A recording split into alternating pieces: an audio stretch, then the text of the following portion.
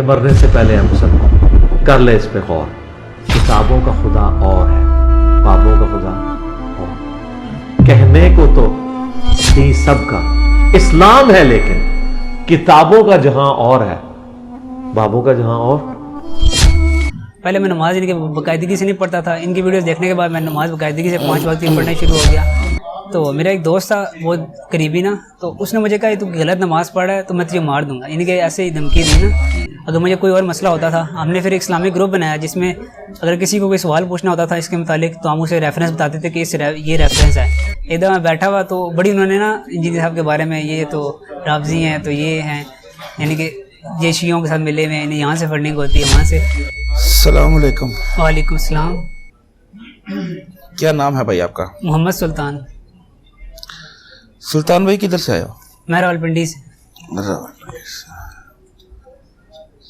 اچھا یہ بتا دیں کہ آپ کا جو سابقہ فرقہ تھا وہ کون سا تھا؟ میرا سابقہ فرقہ جو تھا دیوبندی حنفی تھا.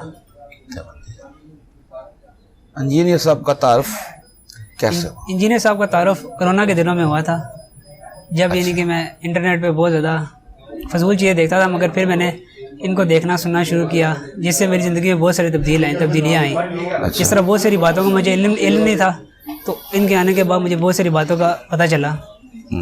جس طرح کہ پہلے میں نماز باقاعدگی سے نہیں پڑھ سکتا تھا, کیونکہ آپ کو پتہ ہے حنفی کہتے ہیں کہ جو یعنی کہ سنت مقدہ ہوتی ہیں وہ لازمی پڑھنی چاہیے ورنہ اس سے دوسری نہیں ہوتی. اس کے بعد تراویح آپ کو لازمی پڑھنی چاہیے ورنہ آپ کو روزہ نہیں ہوتا, جو بچپن سے بچوں کو بتایا جاتا ہے. تو انجینئر صاحب کے آنے کے بعد مجھے بہت ساری اور باتوں کا پتہ چلا.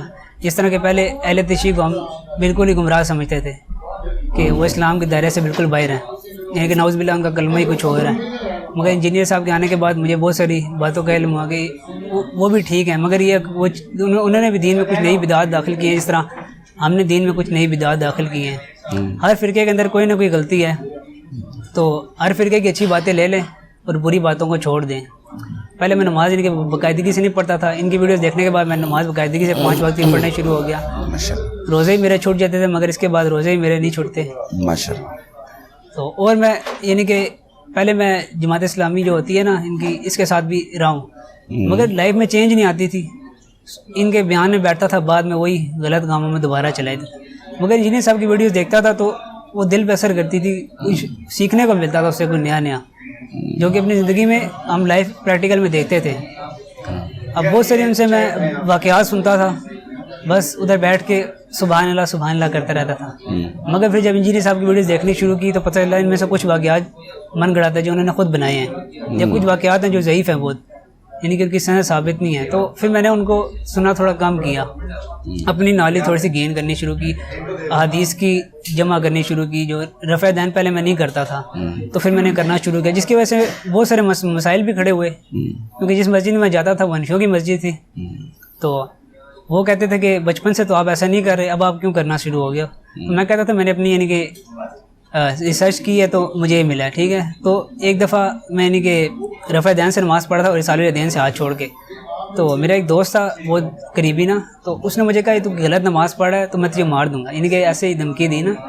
تو باتوں میں اس نے کہا کہ تو غلط ہے. میں کہا مولوی صاحب سے پوچھ لیتے ہیں. تو مولوی صاحب سے بات ہوئی تو میں نے مولوی صاحب کو بتایا, تو مولوی صاحب نے بھی کچھ بتایا, ٹھیک ہے. میں نے کہا آپ حوالہ دیں, جو آپ بات کر رہے ہیں اس کا حوالہ دیں کہ یہ منسوخ ہو گیا. میں نے تو انہیں کہا کہ وسلم کے وفات کے بعد جو 10 صحابہ کرام جمع ہوئے تھے تو انہوں نے جن نماز کا طریقہ سکھایا تھا وہ بھی رسالہ دین سے سکھایا تھا اور رفع دین سے, تو آپ کس طرح کہہ سکتے ہیں. تو پھر انہوں نے مجھے کہا کہ آپ یہ مسجد میں نہ کریں, اس سے تفرقہ بازی پھیلتی ہے, آپ گھر جا کے کریں. تو میں نے انہیں کہا میں کہ یہ تو نماز کا حسن ہے, یہ نہیں کریں گے تو نماز میں حسن کیسے آئے گا. تو پھر ایسے ہی چلتا رہا. پھر دوبارہ ایک دفعہ ایسے دوبارہ ہوا. پھر اس کے بعد یعنی کہ مولوی صاحب نے کوئی بحث نہیں کی, مگر میں چاہتا تھا کہ کچھ وہ بھی بتائیں تو مجھے پتہ چلے کہ وہ کس بات کے, یعنی کہ ان کی دلیل کیا ہے, تاکہ میں اس کا رد کر سکوں. مگر وہ اپنی دلیل صحیح پیش نہیں کرتے تھے بہت ساری چیزوں میں.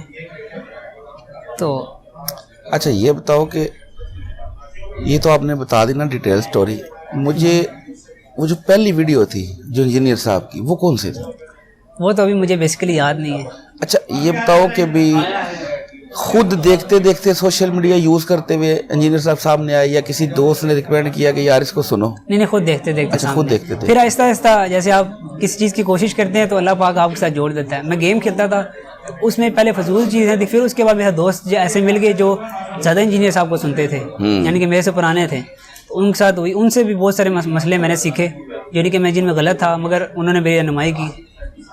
अगर मुझे कोई और मसला होता था, हमने फिर एक इस्लामिक ग्रुप बनाया जिसमें अगर किसी को कोई सवाल पूछना होता था इसके मुतालिक तो हम उसे रेफरेंस बताते थे कि ये रेफरेंस है, तो आप खुद जाके चेक करें इसको। तो बाज़ बात मुझे रेफरेंस नहीं मिलता था, फिर मेरे दोस्त जो थे जो गेम से बने थे तो उन्होंने फिर मुझे रेफरेंस देते थे हर चीज़ का कि ये चीज़ ऐसे नहीं है। तो अच्छा, जब जैसे आपने बताया कि आप देवबंदी थे जी, तो जब इंजीनियर साहब को सुना जी, तो ऐसी क्या वजह थी कि देवबंद मकतबा फ़िक्र में तो मौलाना तारिक मीर साहब भी हैं और भी काफ़ी बड़े बड़े उलमा मौजूद थे, जी, उनसे आपको था कोई लगाव? उन आलिम दीन से उनको सुनते थे उस वक़्त? सुनते थे मगर कम सुनते थे जी। यानी इंजीनियर साहब को रैंडमली सामने आए और बस वो फिर छा गए? जी जी। अच्छा, ठीक हो गया। अच्छा, जब आपने इंजीनियर साहब को सुनना शुरू कर दिया जी जी, तो जिस तरह भी आपने बताया कि भाई मेरे दोस्त ने भी मुझे धमकी लगाई और सालू दैन वाला वाक़या बताया, जी जी, माशरे में जब आप इस तरह का कोई स्टेप उठाते हैं तो फिर कोई रद्द अमल आता है फैमिली की तरफ से, दोस्तों में, तो असल कोई में ऐसा वाक़या है वो भी शेयर कर सकते हो? फैमिली में तो ऐसा कुछ नहीं हुआ। फैमिली में इससे पहले हुआ था कि जब यानी कि मेरा दोस्त है ना, अहले तशरीह हुआ है, ठीक है ना, तो उसके घर न्याज होती थी मुहर्रम के महीने में ना, तो उस पर यानी कि मेरे कज़न थे ना, वो बोलते थे कि तुम इधर क्यों जाते हो, ये तो नहीं खानी चाहिए इनकी न्याज वगैरह। तो उसमें हुआ था। वैसे मेरी फैमिली जो है ना, मेरी वालिद के साहब की तो डेथ हो गई, वो टीचर थे, तो मेरी वालदा तो वो ख़ुद भी सुनती हैं, तो वो इस मामले में इतना सख्त नहीं है। अच्छा, घर से कोई रोक टोक नहीं था? रोक टोक नहीं है। अच्छा, हाँ, जो मेरे कज़न वगैरह हैं, जो चाचू मामू हैं, उनकी तरफ से है। अब एक जो हमारे जानने वाले थे तो इधर मैं बैठा हुआ, तो बड़ी उन्होंने ना इंजीनियर साहब के बारे में, ये तो रावजी हैं, तो ये हैं, यानी कि ये शियों के साथ मिले हुए हैं, यहाँ से फंडिंग होती है वहाँ से, तो उस टाइम तो उन्होंने बातें कर दी। फिर बाद में मुझे जब मैंने इस्लामिक ग्रुप में ऐड किया तो उन्होंने देखी, तो वो मुझे मिले कब्रिस्तान में ना, तो उन्होंने कहा कि आप इनकी बड़ी वीडियोस देखते हो ना, इनके बड़े हिमायती हो। मैं कहा देखें, हम किसी की हिमायत नहीं करते, हम देखते हैं कुरान और सुन्नत में क्या लिखा हुआ है, जो सही बात बताएगा हम उसकी बात पे कर लेंगे। तो उससे फिर उनसे बात हुई तो उनको भी थोड़ी बहुत समझ आई, तो उस दिन के बाद उन्होंने यानी कि ऐसी बात दोबारा नहीं की। अच्छा, रफ़ा दैन कब शुरू किया आपने? रफ़ा दैन मुझे पहले तो जब मैंने इंजीनियर साहब की वीडियो देखनी शुरू की तो शुरू में बहुत मसला होता था, यानी कि रुकू में जाते हुए करता था, उठते हुए नहीं करता था, मिस हो जाता था, बीच में भूल जाता था। तीसरे वाला तो मैंने स्टार्ट नहीं किया था, पहले सिर्फ यानी कि रुकू में जाते हुए रुकू से उठते हुए स्टार्ट किया था।